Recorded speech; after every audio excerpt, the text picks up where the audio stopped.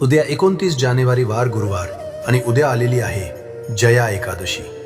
प्रत्येक महिन्यामध्ये एकादशी तिथी येते आणि प्रत्येक एकादशीचे महत्त्व हे देखील वेगवेगळे असते। माघ महिन्यातील शुक्ल पक्षातील एकादशीला जया एकादशी म्हटले जाते।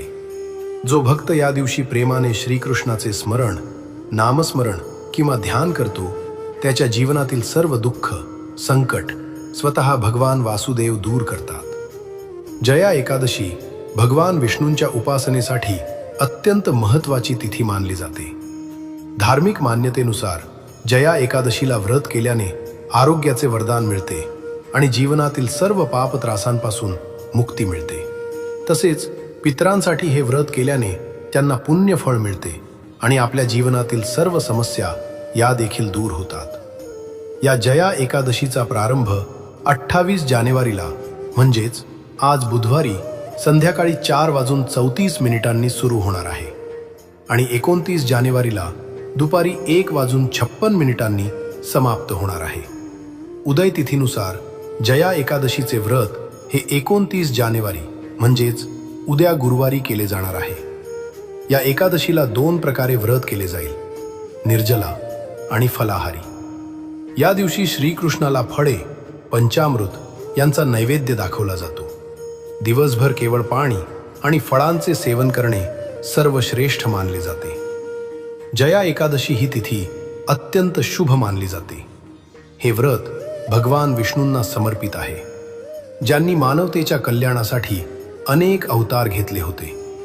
हे व्रत केल्याने समृद्धी, शांती आणि दैवी आशीर्वाद मिळतात। असे मानले जाते की हे व्रत केल्याने आत्मा शुद्ध होतो, नकारात्मकता आणि वाईट कर्मे नाहीसे होतात। तसेच जे भक्त पूर्ण भक्तिभावाने जया एकादशीचे व्रत करतात, त्यांना भगवान विष्णूंच्या स्वर्गीय क्षेत्रात वैकुंठात स्थान मिळते असे देखील मानले जाते।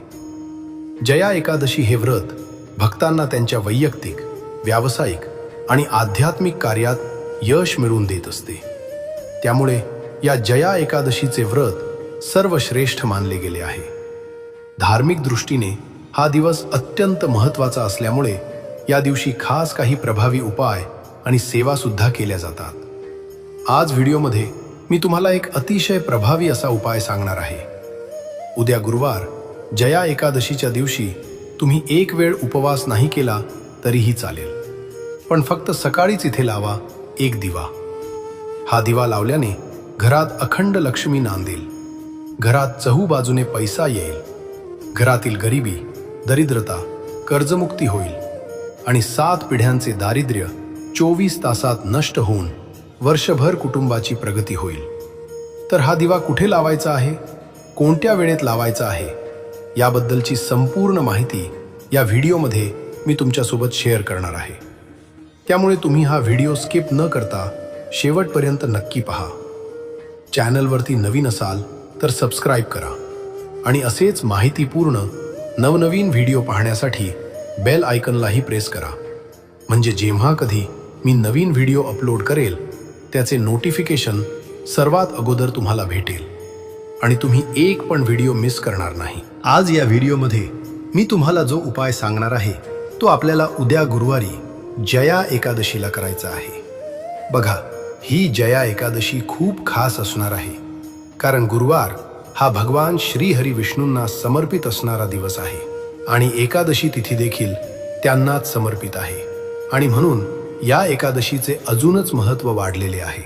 या शुभ योगावर आपण जे काही प्रभावी उपाय करतो किंवा ज्या काही सेवा करतो त्या सुद्धा खूप जास्त प्रभावी ठरत असतात। आपल्याला उद्या हा जो उपाय आहे तो सकाळी 12 वाजण्याच्या अगोदर करायचा आहे।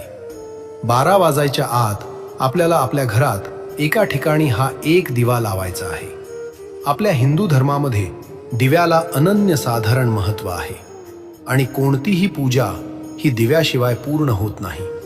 दिवा हा ज्ञानाचे आणि प्रकाशाचे प्रतीक म्हणून ओळखला जातो। शास्त्रामध्ये दिव्याला सकारात्मक ऊर्जा प्रदान करणारा आणि आयुष्यातील गरिबी, दरिद्रता दूर करणारा मानले जाते। अज्ञानाचा अंधार नाहीसा करण्यासाठी दिवा लावला जातो। दिव्यामुळे जीवनात ज्ञानाचा प्रकाश येत असतो। हा दिवा लावल्याने घरात सुख, शांती, समृद्धी, ऐश्वर्य येते. तसेच घरात लक्ष्मी कायम टिकून राहते.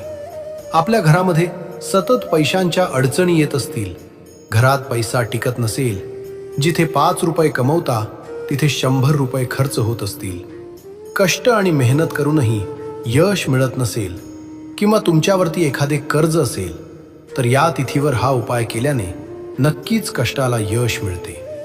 हा दिवा लावल्याने सर्व इच्छा मनोकामना पूर्ण होतात, प्रगतीचे सर्व मार्ग खुले होतात आणि कुटुंबाची भरभरून प्रगती होते.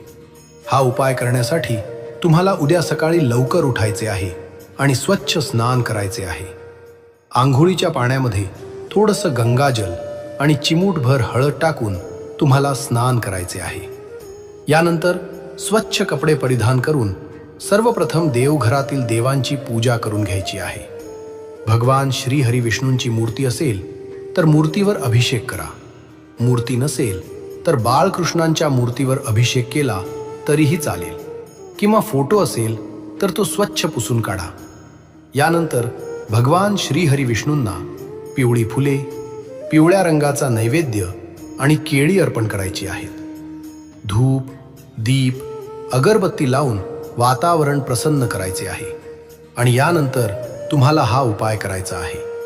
जरी तुमच्या घरामध्ये कोणीही एकादशीचे व्रत करत नसेल, तरीही हा उपाय तुम्ही केला तर या एकादशीचे संपूर्ण फळ तुम्हाला प्राप्त होईल. उपाय करण्यासाठी आपल्याला एक मातीची पंटी लागणार आहे. मातीचा दिवा घेऊन त्यामध्ये दुहेरी कापसाची वात लावायची आहे आणि दिव्यामध्ये शुद्ध गाईचे तूप घालायचे आहे. शुद्ध गाईचे तूप नसेल तर साधे तूप वापरताना त्यामध्ये थोडीशी हळद टाकायची आहे. यानंतर एक प्लेट घेऊन त्यामध्ये मूठभर चणा डाळ ठेवायची आहे आणि त्या चणा डाळीवरती हा दिवा ठेवून प्रज्वलित करायचा आहे. हा दिवा देवघरासमोर ठेवून त्यात 2 अखंड फुलाच्या लवंगा आणि 2 कापूर वड्या टाकायच्या आहेत. दिव्याला हळद, कुंकू, अक्षदा, फुले अर्पण करून तिथेच बसून 108 वेळा गायत्री मंत्राचा पठण करायचे आहे आणि 1 वेळा विष्णू सहस्त्रनामाचे पठण करायचे आहे. जर वाचता येत नसेल तर फक्त श्रवण केले तरी चालेल. यानंतर भगवान श्री हरी विष्णू आणि माता लक्ष्मीचे नामस्मरण करून घरातील समस्या दूर होण्यासाठी प्रार्थना करायची आहे. मग हा दिवा उचलून घराच्या ईशान्य कोपऱ्यामध्ये ठेवायचा आहे. वास्तुशास्त्रानुसार ईशान्य कोपऱ्यात जया एकादशीला दिवा लावल्याने सुख समृद्धी प्राप्त होते. हा दिवा संध्याकाळपर्यंत चालू राहील एवढे तूप त्यात घालावे. दुसऱ्या दिवशी दिवा स्वच्छ करून लवंगा तुळशीच्या मातीत टाकाव्यात आणि चणा डाळीवर गुळालने खडा ठेवून ती डाळ गाईला खायला द्यावी. गाय नसेल तर मोठ्या झाडाखाली ठेवावी. तसेच या दिवशी घरामध्ये श्री सूक्तमचे पठण करावे आणि ओम नमो भगवते वासुदेवाय नमः या मंत्राचा जप करावा. या दिवशी तामसिक भोजन, कांदा, लसूण आणि तांदूळ टाळावे. तुळशीची पाने तोडू नयेत. ही माहिती आवडली असल्यास लाईक आणि शेअर करा. चला तर मग भेटूया पुढच्या नवीन व्हिडिओमध्ये. तोपर्यंत सर्वांना श्री स्वामी समर्थ. जय श्री रुक्मिणी कृष्ण.